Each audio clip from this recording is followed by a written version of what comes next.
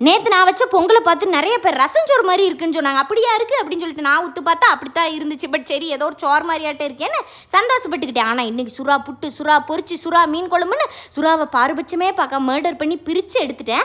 அப்புறம் ஸ்கூல் விட்டு வர பிள்ளைகளெல்லாம் எப்படா டிவி பார்ப்போன்னு ஒரு ஆர்வமாக இருக்குமே, அதே மாதிரி தான் சாயங்காலம் ஆச்சுன்னா என்ன ஸ்நாக்ஸ் சாப்பிட்லான்னு ஒரே ஆர்வமாக இருக்குது. அதான் நம்மளே ஏதாட்டி வீட்டிலே பண்ணி வச்சுட்டு போயிடலான்னு சொல்லி ரோஸ் மில்க் தனியாக, புட்டிங் தனியான்னு எல்லாத்தையும் பண்ணிக்கிட்டு இருந்தேன். அதில் கொஞ்சம் மாதுளையை வேற போட்டுக்கிட்டேன். இந்த அகரகர்னா பண்ணி புட்டிங் மாதிரியே வந்துடும் அப்படின்னு சொல்லிட்டு எல்லாத்தையும் ஃப்ரிட்ஜில் வச்சுட்டு ஒரு அழகான லெட்டர் எழுதினேன். ஏன்னா லியான்றவங்க ராத்திரி லேட்டாக தான் வந்த காரணத்தினால் எந்திரிச்ச உடனே அந்த லெட்டரை பார்த்து இதுதான் நம்ம பண்ணியிருக்கோம், இந்த புட்டிங்னா ஃப்ரிட்ஜில் இருக்குன்னு தெரிஞ்சுப்பாங்கன்னு ஒரு அன்பின் வெளிப்பாடாக எழுதி வச்சுட்டு ஆஃபீஸ் போயிட்டேன். சாயங்காலம் வந்து ஒரு குப்பை இடத்த தேர்ந்தெடுத்து க்ளீனாக பண்ணிட்டு பார்த்தா மை பேடு, நான் எழுதின அந்த லெட்டர் அதே இடத்துல தான் கிடக்குது. ஏதோ மருந்து சீட்டு போகலான்னு சொல்லிட்டு எங்களால் அதை எடுத்து படிக்கவே இல்லை. ஆனால் சோகத்திலே ஒரு நல்லது என்னன்னா, உள்ளே வச்சு அந்த புட்டிங் மகா கேவலமாக இருந்துச்சு. லெட்டரை பார்த்துருந்தா என் மானமே போயிருந்திருக்கும், தப்பிச்சேன் பொழைச்சேன்.